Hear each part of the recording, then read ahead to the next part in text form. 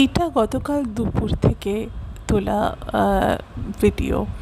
কাল দুপুরবেলা ওই ভেটকি মাছের কিছুটা অংশ ছিল মাথা এবং কণ্ঠার দিকের যে মাছটা থাকে সেগুলো মিলিয়ে একটা মুড়িঘণ্ট টাইপের করেছিলাম। তো রান্নার শুরুটা দেখিয়েছি, শেষটা আর দেখানো হয়নি, কারণ তখন বাড়িতে একজন ডেলিভারি দিতে চলে এসেছিল, সেটা নিয়ে কিছু কনফিউশন ক্রিয়েট হয়েছিল, ব্যাস আর কিছু করা হয়নি। যাই হোক, তারপরে এই যে এখানে রান্নাটা করছি, তো রান্নার খুব সামান্য অংশই থাকবে, ওই মাছ ভাজা এবং তারপরে ওই পেঁয়াজ টেঁয়াজগুলো ছাড়া এবং তারপরে আলুটা ছাড়া পর্যন্তই থাকবে।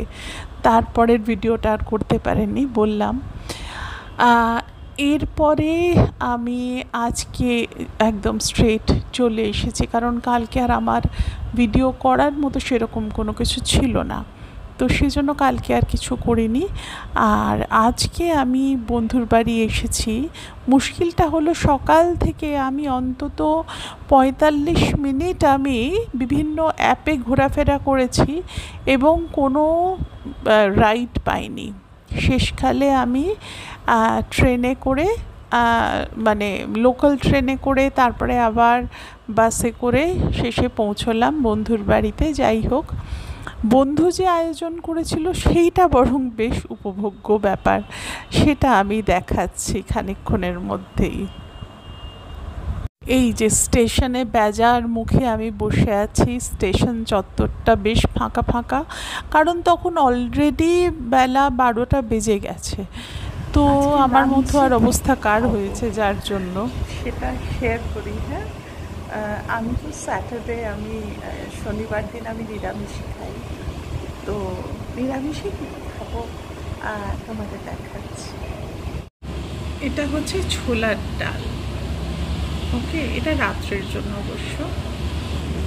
ভিন্ডি দিয়ে আলু দিয়ে একটা তরকারি, কাঁকরোল ভাজা, লাউ দিয়ে বড়ি দিয়ে, আর এটা দিনের বেলার মুগ ডাল, দুপুরবেলার ঝিঙে আলু পোস্ত।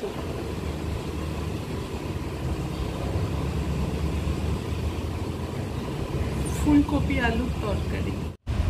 আমাকে যেন কেউ রাক্ষস বা রাক্ষসী ভেবে বসো না, এটা আমার বন্ধুর অ্যারেঞ্জমেন্ট, আমি নিজে এত কিছু কখনোই বানাই না। এইবারে ঢুকে গেলাম স্মৃতির সরণিতে। ১ বছরের কিছু আগে আমার এক খুব স্নেহভাজন মেয়ে, সে আমাকে কাকলি মা বলে, তো রূপকথা এবং দেবপ্রিয়র বিয়ে হয়েছিল। ও কিছুদিন আগে ওর বিয়ের ভিডিওটা শেয়ার করেছে, সেখান থেকেই অসাধারণ কিছু মুহূর্ত ক্যাপচার করে আমি শেয়ার করলাম তোমাদের সঙ্গে। ওরা দুজনেই আমার খুব স্নেহভাজন এবং কি বলবো, মানে ওর সঙ্গে আমার একটা, মানে বন্ধুত্বটা একটা অন্য রকমের, মানে সত্যি, মানে বন্ধুত্বটাই বেশি। বয়সের তফাতের জায়গাটা নেই বললেই চলে, খুব ভালো বন্ধু আমরা।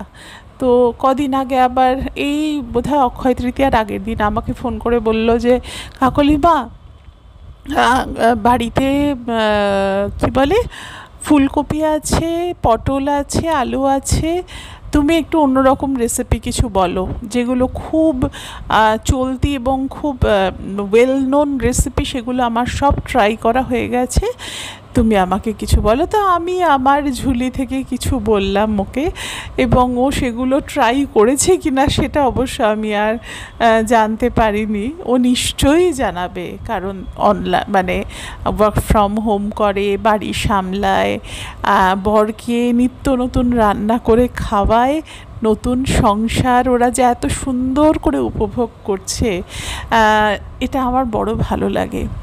আজকের দিনে বিভিন্ন জায়গায় খালি দেখি যে ভালোবাসা বলে কিছু নেই, নানা রকমের, কত রকমের বক্তব্য সোশ্যাল মিডিয়ায়। আমি শুধু একটা প্রশ্ন করতে চাই যে জীবনের মানেটা কি? ঈশ্বরকেও তো ভালোবাসতে হয়, ভালোবাসা বিনা কি কিছু হয়?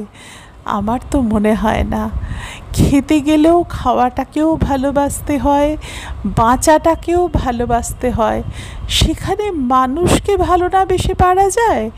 তাহলে তো মানুষের পরিবারের কোনো মানেই হয় না। পরিবারের কি কোনো অস্তিত্ব নেই? এই যে মেয়েটা একটা বাড়িতে লক্ষ্মী হয়ে গেল, তাদের দেবপ্রিয়র বাবা মা আগেই তারা গত হয়েছেন, গিয়ে তাদের যে আশীর্বাদ চাইছে, এটা তো ভালোবাসাই। এই যে ওদের রিসেপশনের দিন এই ফুলের মতো সুবাসিত হয়ে আছে ওদের সারাটা জীবন, এবং সারা জীবন থাকুক ওরা এই সুবাস নিয়ে। ঈশ্বরের কাছে এটাই তো প্রার্থনা। তো এই যে প্রার্থনা, এটাও তো ভালোবাসা। ভালোবাসা বিনা কি কিছু আছে? কি জানি, যারা বলে আমি সেই, তার কোনো মানে খুঁজে পাই না। হতে পারে অনেকে হয়তো আমাকে ব্যাকডেটেড ভাববে, কিন্তু আধুনিকতা মানে কি সব কিছুকে নস্যাৎ করে দেওয়া, সব সত্যিটাকে অসত্যি বলে প্রমাণ করা? কি জানি, আমার মাথায় এগুলো একেবারেই ঢোকে না। তা যাই হোক, ওর এখানে ওর বাবা মার সঙ্গে ওরা দুজনে, রূপকথার বাবা মা, আর এই মায়ের স্নেহ যেন ঝরে পড়ছে।